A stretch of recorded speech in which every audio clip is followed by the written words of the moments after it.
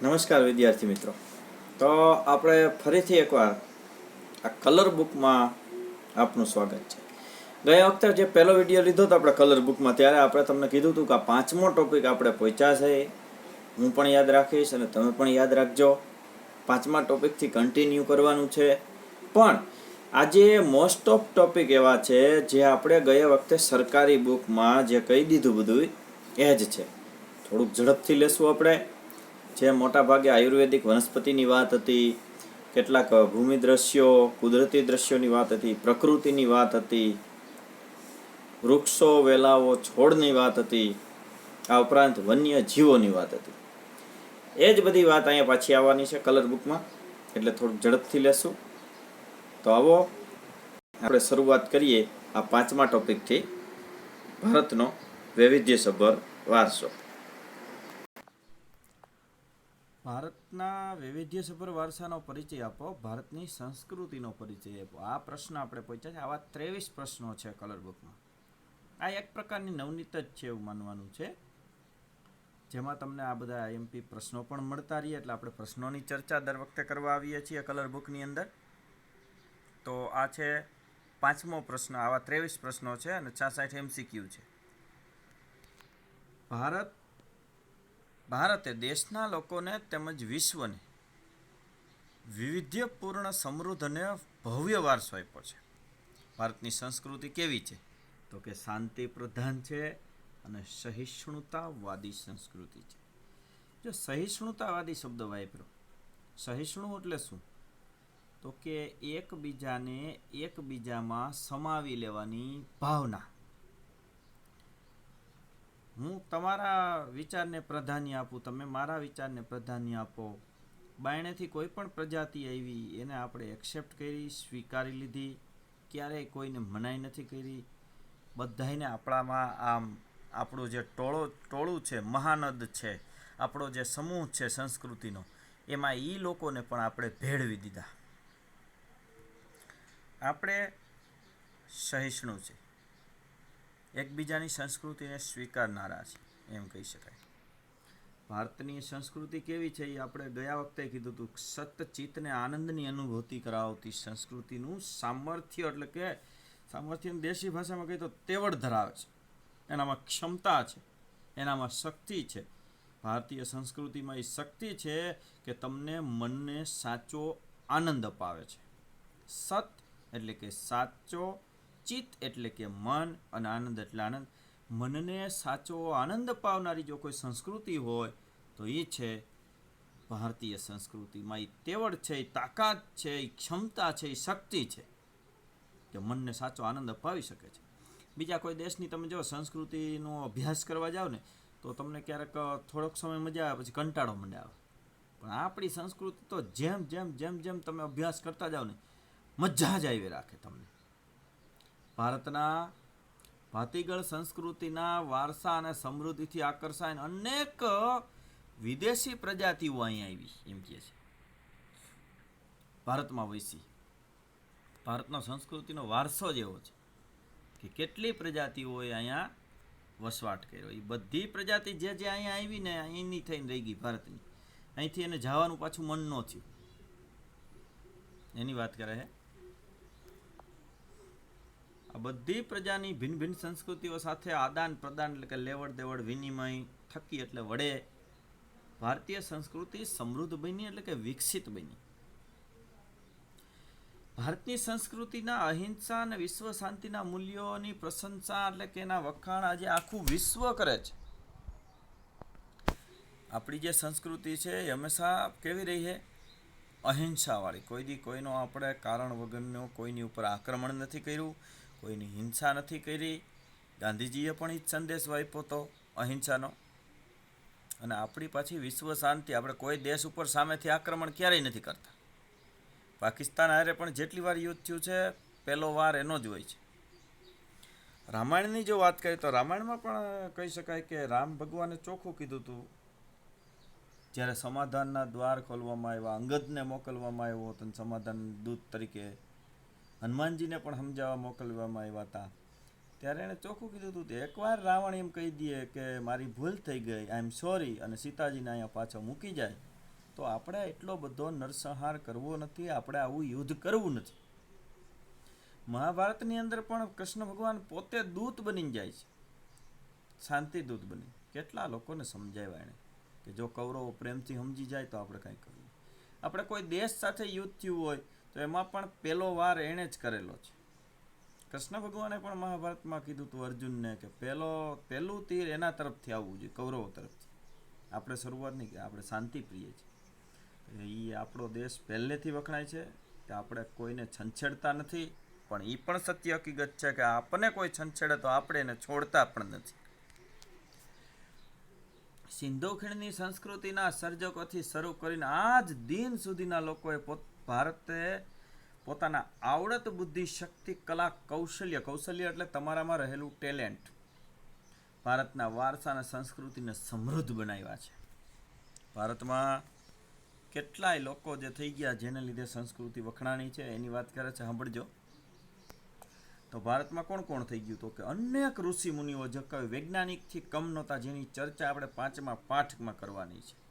તો અનેક ઋષિ મુનિઓ, વિદ્વાનો, વિદુષીઓ એટલે કથાકારો, જે સરકારી બુકમાં આપણે કીધું, સંતો થઈ ગયા, ચિંતકો થઈ ગયા, વૈજ્ઞાનિકો થઈ ગયા, સંશોધકો, સાહિત્યકારો, શિક્ષણ શાસ્ત્રીઓ, રાજનીતિના એક્સપર્ટ હોય એને રાજનીતિજ્ઞો કહેવાય, ઇતિહાસકારો કહેવાય, સમાજ સુધારકો કહેવાય, કલાકારો, કારીગરો વગેરે ભારતના ભવ્ય વારસાના નિર્માણમાં અને ભારતના સમૃદ્ધ આખો દેહપિંડ તૈયાર થયો આપણી સંસ્કૃતિનો, આપણી ભારતીય સંસ્કૃતિનો દેહપિંડ આખો ઘડવામાં આ બધા જ લોકોનો ફાળો છે, મહત્વનો ફાળો છે.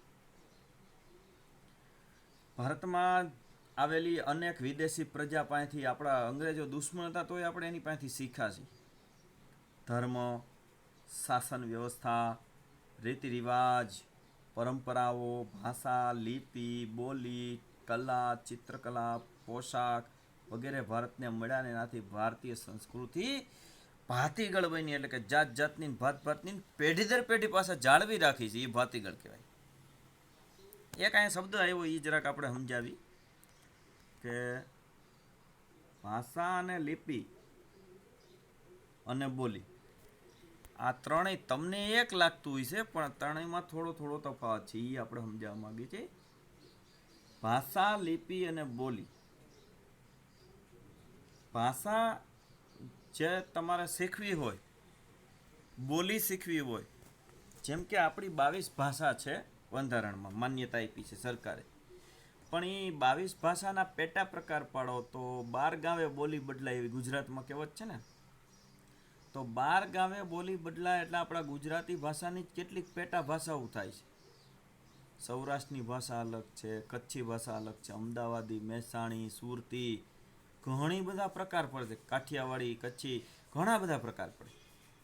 તો એ બોલી થઈ કહેવાય, ભાષાના પેટા પ્રકાર પડે. બાકી મેન ભાષાઓ કેટલી? 22. તો કોઈ માણસને તમે ભાષા તો ઘા શીખવાડી શકો છો. દાખલા તરીકે અહીં કોઈ બાળક જન્મ્યું છે અને આપણે મહારાષ્ટ્ર મૂકી આવી અને નાનું મોટું એ બીજા મહારાષ્ટ્રીયન કુટુંબ ભેગું જ થાય તો એ મરાઠી ભાષા જ શીખવાનું છે. એ બોલી, એના હાવભાવ, એના લક્ષણો ઉપરથી શીખે છે. પણ લિપિ શીખવા માટે તો એને ટ્રેનિંગ આપવી પડે, એને સ્કૂલે બેસાડવો પડે બાળકને, કે બેટા આને જ ક કહેવાય, આને જ એ કહેવાય, આ ABCD છે, આ કક્કો છે, આ હિન્દી મૂળાક્ષરો છે, કંઈ પણ શીખવાડ, એનો આકાર પ્રકાર, કે આ શૂન્યની શોધથી આને જ શૂન્ય કહેવાય, ગોળ રાઉન્ડ વર્તુળને. તો આ બધું છે એ લિપિ છે.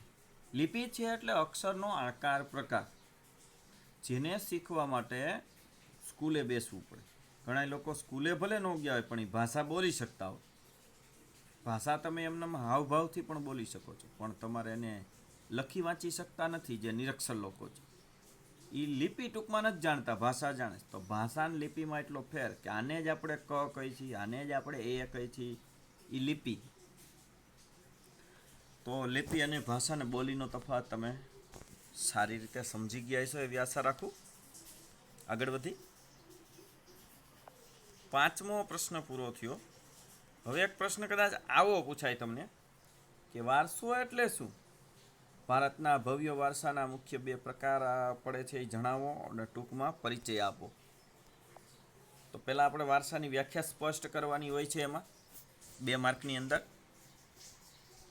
આપણે કીધું છે કે આ પાઠ પૂરો થાય ને એટલે આપણે તમને માર્કિંગ ધોરણ હજી એકવાર યાદ અપાવી દઈશું. ચેપ્ટર વાઇઝ કયું ચેપ્ટર કેટલા માર્કમાં પૂછાય છે એ ખાસ યાદ રાખજો.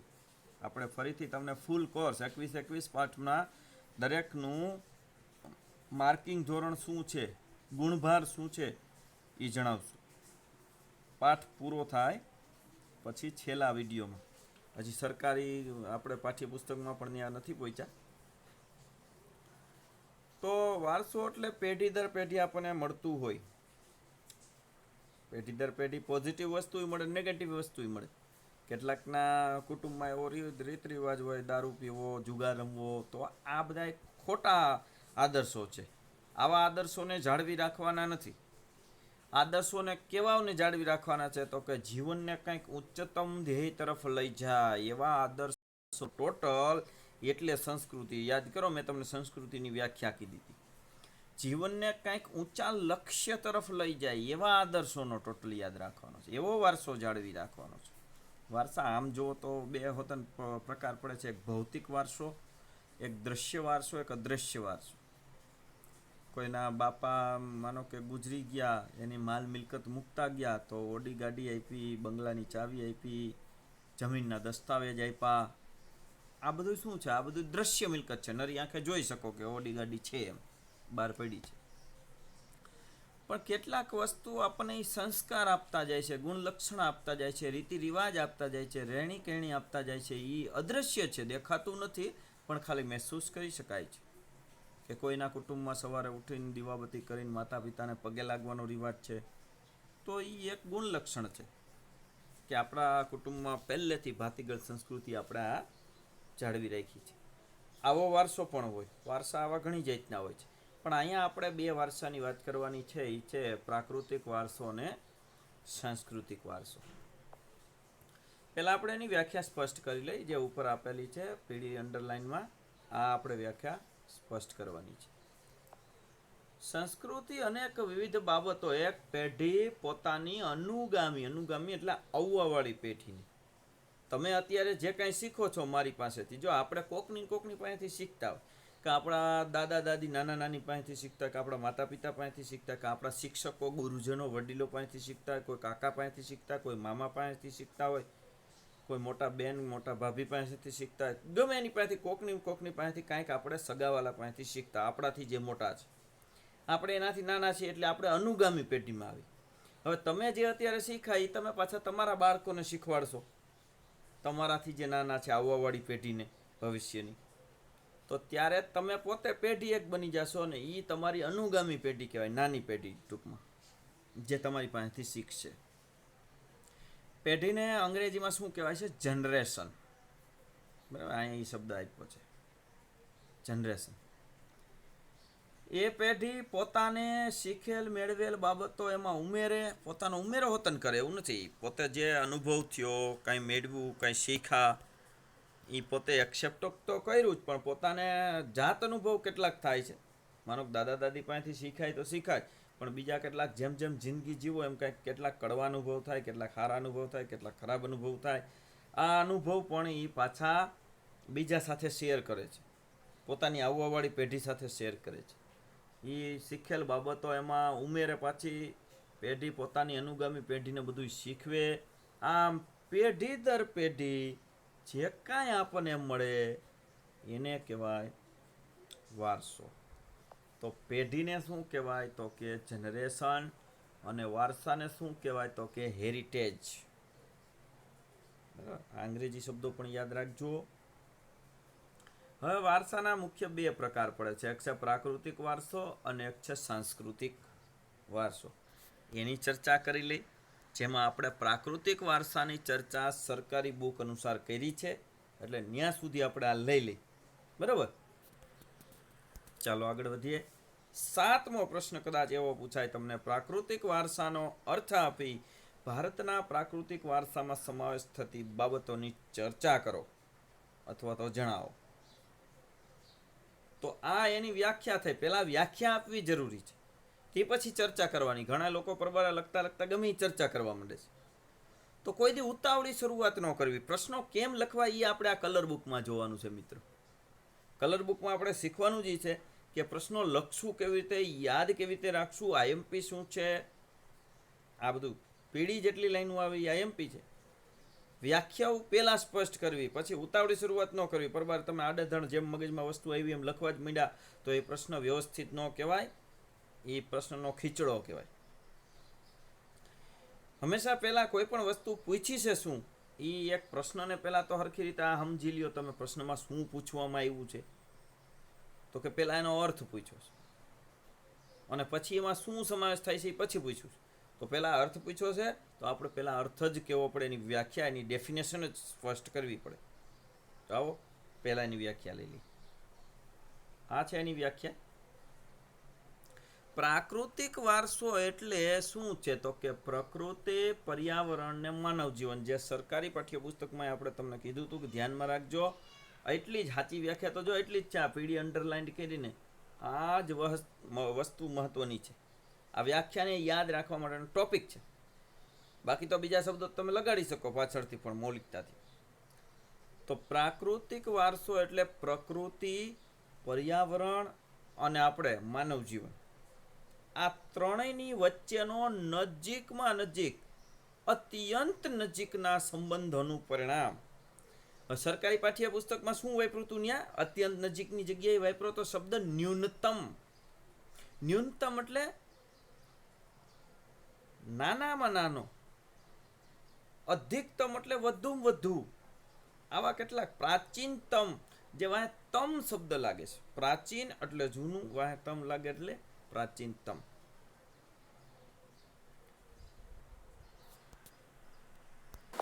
એવી જ રીતે સરકારી પાઠ્યપુસ્તકમાં કયો શબ્દ લાગ્યો તો? નિકટતમ શબ્દ લાગ્યો.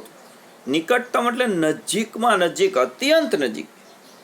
જેમ પ્રાચીન એટલે જૂનું તો પ્રાચીનતમ, અધિક એટલે વધારે એટલે અધિકતમ, વધારેમાં વધારે, નવીન એટલે નવું એટલે કે નવીનતમ, એટલે કે લેટેસ્ટમાં લેટેસ્ટ. એવી રીતે અહીંયા જે શબ્દ વાપરો અત્યંત નજીક, ત્યાં શબ્દ વપરાણો તો નિકટતમ. બરાબર? તો આ એની વ્યાખ્યા સ્પષ્ટ થઈ ગઈ. પ્રકૃતિ, પર્યાવરણ ને માનવ જીવન વચ્ચેનો નજીકમાં નજીક રહેલો સંબંધનું પરિણામ પ્રાકૃતિક વારસો. આપણે ને પ્રકૃતિ બે સાથે જોડાઈ ગયેલા છીએ એમ ટૂંકમાં કહેવા માંગે છે. આપણા બે વચ્ચેનો સંબંધ, પર્યાવરણનો ને આપણો. ભારતનો પ્રાકૃતિક વારસો વિશિષ્ટ વિવિધતાથી ભરેલો છે. ભારતના પ્રાકૃતિક વારસામાં શું આવે વસ્તુ?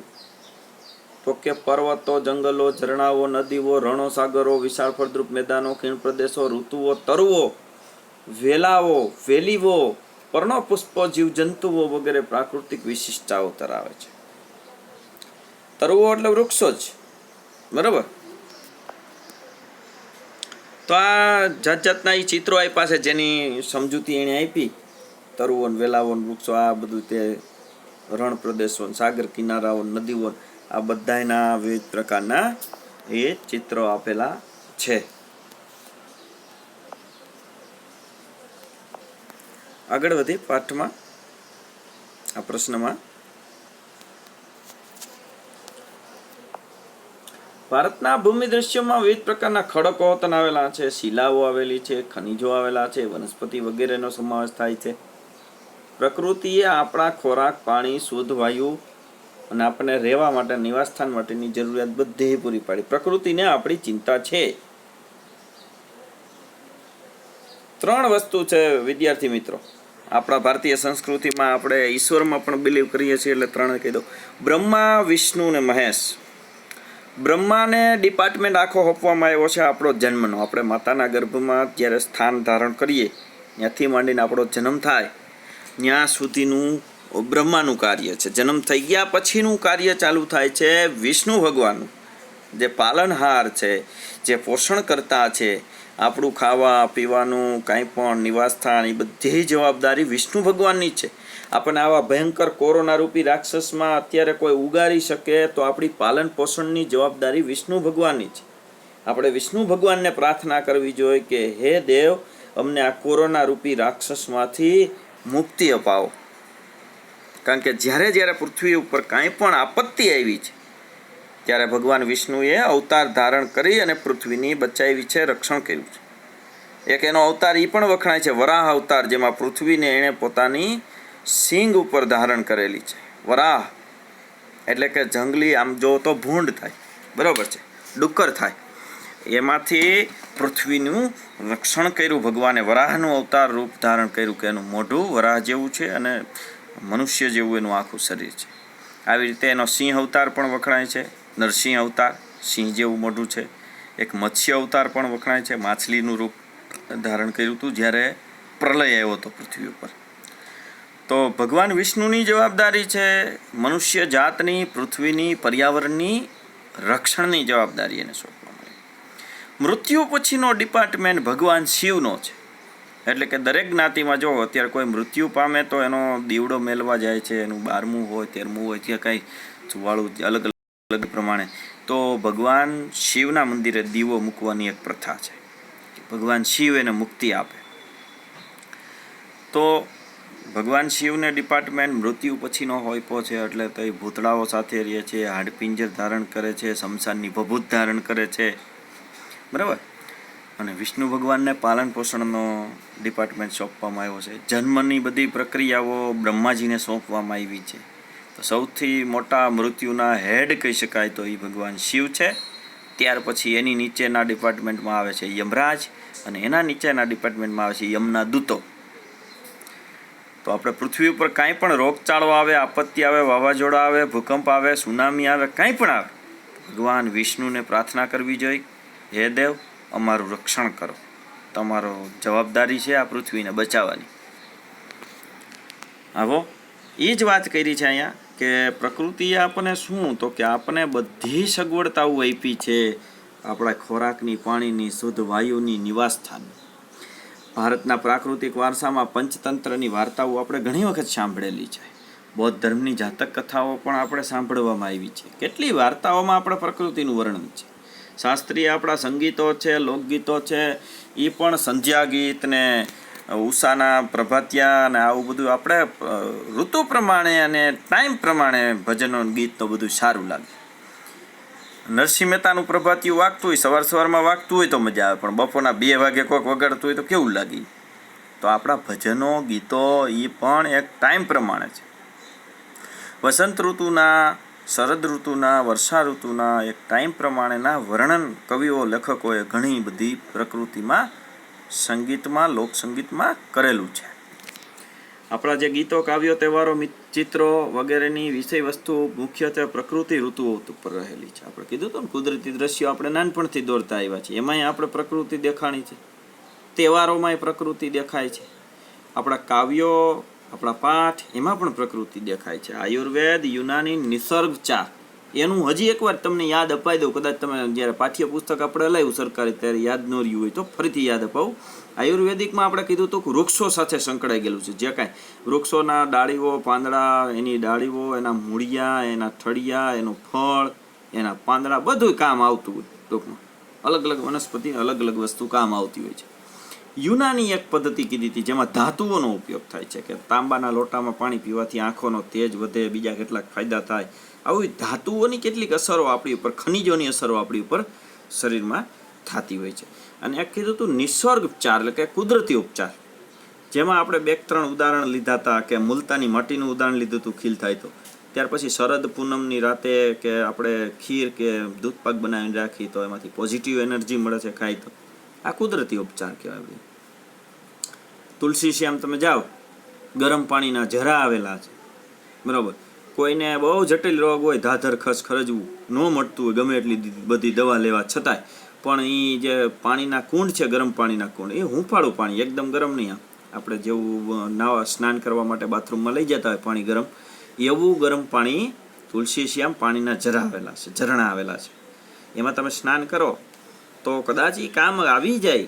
ડૉક્ટરો એમ કહે છે કે એમાં સ્નાન કરવાથી તમને કોઈ પણ જટિલ ગુમડા થયા હોય, ધાધર ખસ ખરજવું થયું હોય તો એમાં મટી જાય છે. એવા ઘણા બધા કેસ છે. તો આ ચિકિત્સા પદ્ધતિઓ છે આપણી આયુર્વેદિક, યુનાની ને નિસર્ગચાર. અને જે ડૉક્ટર આપણને દવાઓ આપે છે એ કહેવાય એલોપેથિક દવાઓ.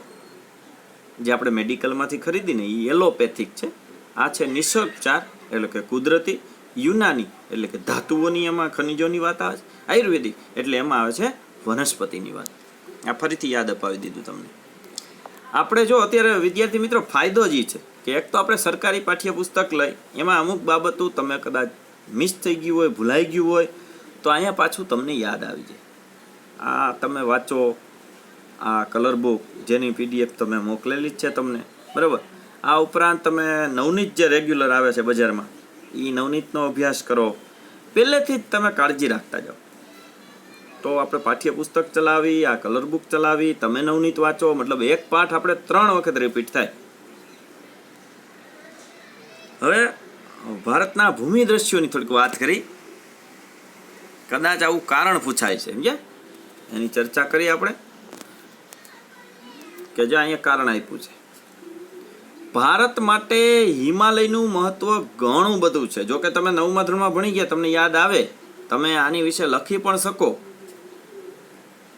એમનેમ મૌલિકતાથી વાંચ્યા વગર પણ લખી શકો કે હિમાલયનું મહત્વ કેટલું છે, કે આમથી ઠંડા પવનોને રોકી રાખે, જેથી કરીને આપણે શિયાળામાં અતિશય ઠંડીથી બચે છે, રક્ષણ આપે છે.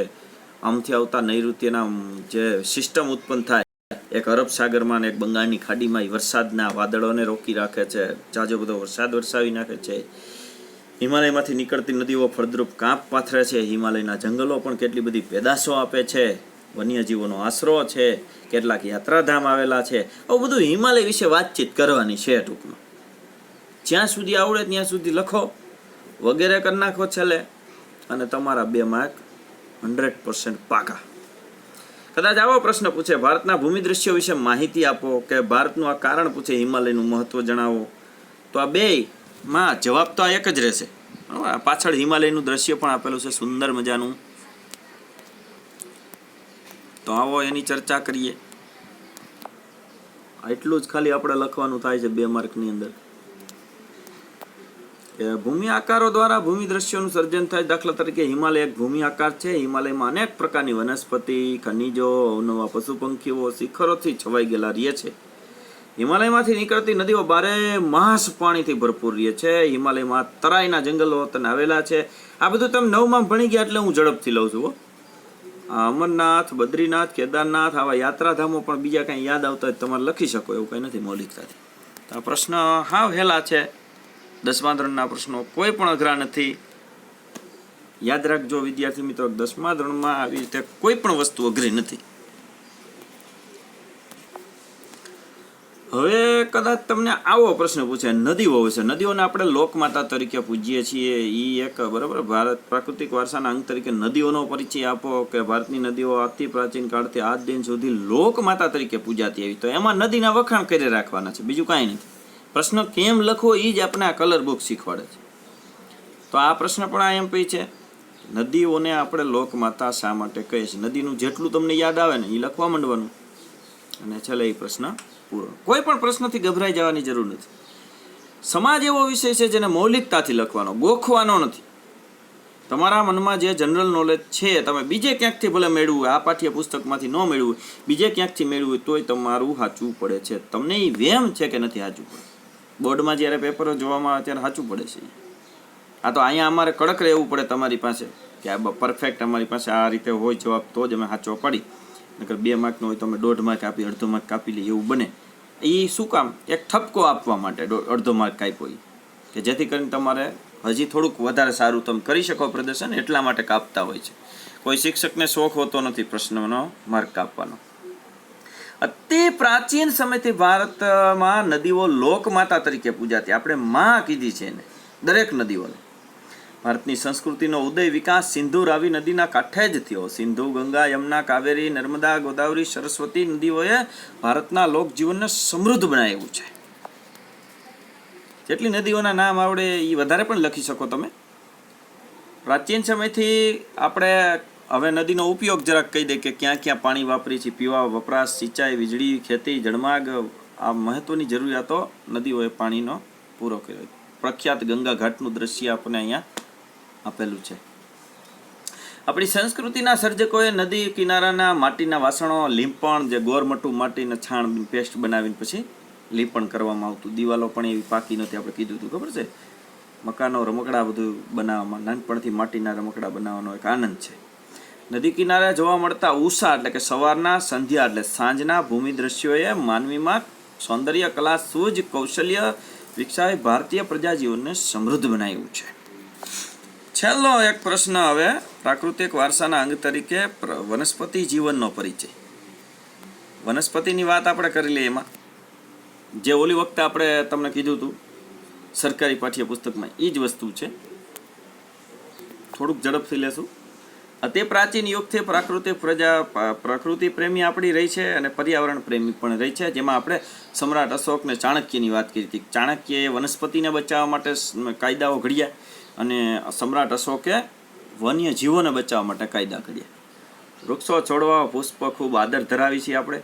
મનુષ્ય, પ્રાણી, પશુ પક્ષીઓ આહાર વનસ્પતિ ઉપર આધારિત છે. કાંઈ પણ તમે વસ્તુ ખાવ, જોજો એ તમે એનું વિચારો. દાખલા તરીકે કોકે સેવ મમરા ખાધા. મમરા શેમાંથી બન્યા? તો કે ચોખામાંથી. ચોખા શું છે? તો કે એક પ્રકારની વનસ્પતિ છે. સેવ શેમાંથી બની? તો કે ચણા દાળમાંથી. ચણા દાળ શેમાંથી બની? ચણામાંથી. ચણા એટલે કે જીંજરા, જે એક પ્રકારની ખેતીવાડીમાં થાય, વનસ્પતિ છે. આજે તમે કાંઈ પણ વસ્તુ ખાવ છો, રસોડાની અંદર આપણા મસાલિયામાં રહેલા મસાલા, જીરું, રાઈ, કાંઈ પણ, તો એ બધું શું છે? છેલ્લે તો જોવો તો વનસ્પતિ જ છે ને. એટલે આપણા આહારની તમામ વસ્તુ વનસ્પતિ ઉપર આધારિત છે. શાકાહારી લોકોને આપણા દેશમાં વર્ષોથી વડપીપળો, તો લીમડો, તુલસી વગેરેને પવિત્ર માની પૂજવામાં આવે છે. વડ સાવિત્રીનું વ્રત પણ આપણે કરીએ છીએ.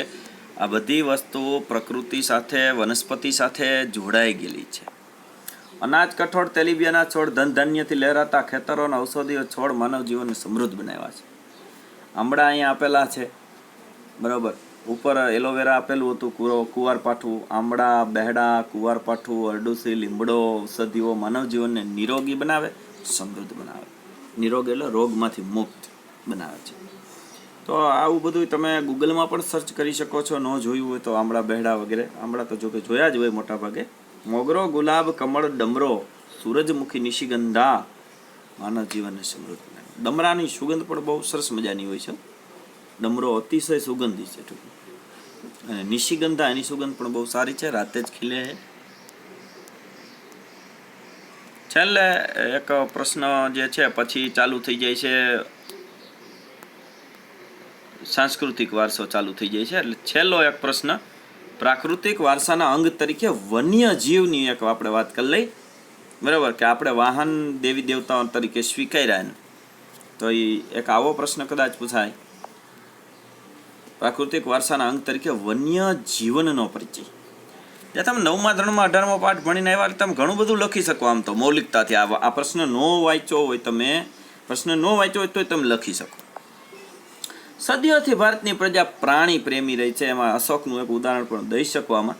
હાથી, ગેંડો, ચિત્તો, વાઘ, મોર, રીંછ, સિંહ, હરણ, સાબર, સસલા, રોજ, શિયાળ, અજગર, સાપ, નાગ, નોળિયો, ઘો, સાહુડી, આવા જેટલા નામ યાદ આવે એટલા દો, પછી વગેરે કહી દો. અનેક જીવો જોવા મળે છે ભારતમાં.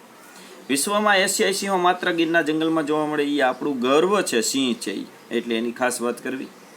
વાઘ, મોર, મગર, ગરુડ વગેરે દેવી દેવતાઓના વાહન તરીકે આપણે સ્વીકાર્યા, એની પણ વાત કરી શકો. આગળ બીજી પણ દેવી દેવતાઓના જે વાહન યાદ આવે એની પણ વાત કરી શકો તમે.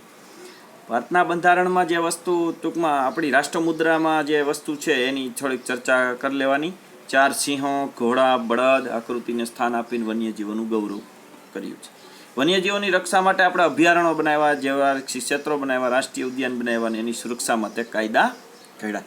તો વિદ્યાર્થી મિત્રો, આપણે જેટલું આ પાઠ્યપુસ્તક જે સરકારી હતું એમાં જેટલી વસ્તુ આપણે ચલાવી એ તમને અહીંયા ફરીથી રિપીટ પણ કરી દીધી કલર બુકના માધ્યમથી, બરાબર. કલર બુકના માધ્યમથી આપણે બધું જ રિપીટ થઈ ગયું છે એમ કહી શકીએ. હવે આપણે જોકે પાછું જ્યારે સરકારી પાઠ્યપુસ્તક ચલાવશું ત્યારે આપણે એની ચર્ચા પાછી કરવાની થશે. તો આપણે કલર બુકમાં ક્યાં પહોંચ્યા છે એ એક જરાક તમે નોંધ કરી લ્યો. તો આપણે 12મો પ્રશ્ન હવે આપણે એની ચર્ચા કરવાની છે. પણ એ પહેલાં હવે આપણે લેશું શું, તો કે સરકારી પાઠ્યપુસ્તક આપણે લેવાનું છે, બરાબર. તો એકવાર સરકારી પાઠ્યપુસ્તકનો વારો ને એકવાર કલર બુકનો વારો. એટલે કે સરકારી પાઠ્યપુસ્તકમાં પાઠ સમજી લઈ, જેટલો પાઠ સમજ્યા છે એટલો જ કલર બુકમાં સમજવાનો થાય. અને લેસન કેવી રીતે કરવાનું હતું એ ખાસ યાદ રાખો. હજી એકવાર કહી દઉં કે લેસનમાં આપણે જેટલું ચાલે એટલું કરવાનું હતું. કેમાં? આ કલર બુકમાં જેટલું ચાલે, આ પીડીએફ મેં તમને મોકલાવેલી છે, આમાં જેટલી વસ્તુ ચાલે એટલું તમારે કરવાનું થાય છે. એ મેં તમને કીધું હતું. જો ઉદાહરણ તરીકે પેલો વિડીયો કલર બુકમાં આવ્યો હતો, એમાં આપણે શું કીધું હતું? 1 થી 5 પ્રશ્નો ચલાવ્યા આપણે. પાંચમો આજે ચાલુ કર્યો, 1 થી 4 જ ચલાવ્યા. તો 1 થી 4 પ્રશ્નો તમારે પાકી બુકમાં લખવાના હતા. શેમાંથી? આમાંથી જોઈને કલર બુકમાંથી. કલર બુકમાં જે 1 થી 4 પ્રશ્નોની માહિતી છે, જેમ કે હું તમને યાદ અપાવી દઉં કે જો અહીંથી ચાલુ થાય. પહેલો પ્રશ્ન, ભારતની વિશેષતાઓ જણાવો, સંસ્કૃતિના સંદર્ભમાં ભારતનો પરિચય આપો. ત્યાર પછી બીજો પ્રશ્ન, એક પેઢીમાંથી બીજી પેઢીમાં આપણા વારસાનું હસ્તાંતરણ થયું, કારણ આપો. ત્રીજો પ્રશ્ન, સંસ્કૃતિનો અર્થ આપી વિગતે સમજાવો, સંસ્કૃતિ એટલે શું સમજાવો. તે પછી ચોથો પ્રશ્ન, સંસ્કૃતિ માનવ જીવનને જીવવાની રીત શીખવે છે. આ 4 પ્રશ્નો ઓલા પેલા વિડીયોમાં લખવાના હતા. 66 MCQ. 66 MCQ તો બધા લખી જ નાખવાના હતા પેલા, પણ આમાં પછી પ્રશ્નો જેમ જેમ ચાલતા જાય એમ તમારે લખવાના હતા. વિદ્યાર્થી મિત્રોને હોમવર્ક મારું સમજાતું નથી, બહુ તકલીફ પડે છે. પણ હજી એકવાર કહી દઉં, દર વખતે હું જે સરકારી પાઠ્યપુસ્તક ચલાવું એમાં લેસન નહીં આપું, પણ આ કલર બુક ચલાવીશ એમાં હું તમને હોમવર્ક આપીશ, લેસન આપીશ. દાખલા તરીકે પહેલા વિડીયોમાં 4 પ્રશ્નો હલાવ્યા હતા, તો 4 પ્રશ્નો જેને બાકી છે એને લખી લેવાના છે. ત્યાર પછી આજે આપણે ચલાવ્યા આ જ વિડીયોમાં 5મા પ્રશ્નથી આપણે શરૂઆત આજે કરી, તો 5મો, તો પછી આપણે 6થો ચલાવ્યો, ત્યાર પછી આપણે 7મો પ્રશ્ન, ત્યાર પછી આપણે 8મો પ્રશ્ન ચલાવ્યો, ત્યાર પછી 9મો પ્રશ્ન, ત્યાર પછી 10મો પ્રશ્ન, અને છેલ્લે આપણે 11મો પ્રશ્ન આ વન્ય જીવનનો ચલાવ્યો. તો મિત્રો, જે લોકોને બાકી છે પાકી બુકમાં 1 થી 11 પ્રશ્નો સળંગ આ પીડીએફ બધાને મોકલાવેલી છે. નવા વિદ્યાર્થી મિત્રો એડમિશન લીધું એને પણ મળી ગઈ છે. બાકી હજી કાંઈ પણ જો રહી જતું હોય તો મને વોટ્સએપ મેસેજ કરજો, કોલ નહીં. કોલ તો ક્યારેક જ આપણે જો, કારણ કે ઘણું બધું કામ હોય છે, બીજું પણ બહુ જ એવી ગડમથલ હોય તો જ કોલ કરવાનો છે. વોટ્સએપ મેસેજથી જ આપણે વાતચીત કરીશું. તમે દિવસ દરમિયાન વોટ્સએપ મેસેજ ગમે ત્યારે કરી શકો છો, પણ હું સાંજે ફ્રી થાવ ત્યારે એ જોતો હોઉં છું અને પાછો એનો રિપ્લાય અને જરૂર પડે તો કોઈ પણની પીડીએફ વિડીયો પણ પાછા મોકલતો હોઉં છું. તો મિત્રો, બની શકે ત્યાં સુધી વોટ્સએપનો ઉપયોગ રાખજો, કોલનો ઉપયોગ બહુ નહિવત રાખશું આપણે. ઓકે, તો આશા રાખું કે હોમવર્ક આપને સમજાઈ ગયું છે. પહેલા વિડીયામાં 4 પ્રશ્નો અને બીજા વિડીયામાં આપણા 11મા પ્રશ્ન સુધી પહોંચ્યા છે. દર વખતે યાદ રાખજો કે હોમવર્ક ક્યારે આવશે? કલર વિડીયો આવશે, આપણો આ કલર બુકનો વિડીયો આવશે ત્યારે જ. જે આપણી સરકારી પાઠ્યપુસ્તક તો ખાલી સમજવા માટે જ. તો વિદ્યાર્થી મિત્રો, એક સૂત્ર અત્યારે બહુ જ ફેમસ બને એમ છે કોરોના કાળમાં, સ્વસ્થ રહો, મસ્ત રહો અને તંદુરસ્ત રહો. નમસ્કાર વિદ્યાર્થી મિત્રો, આવજો. Have a nice day.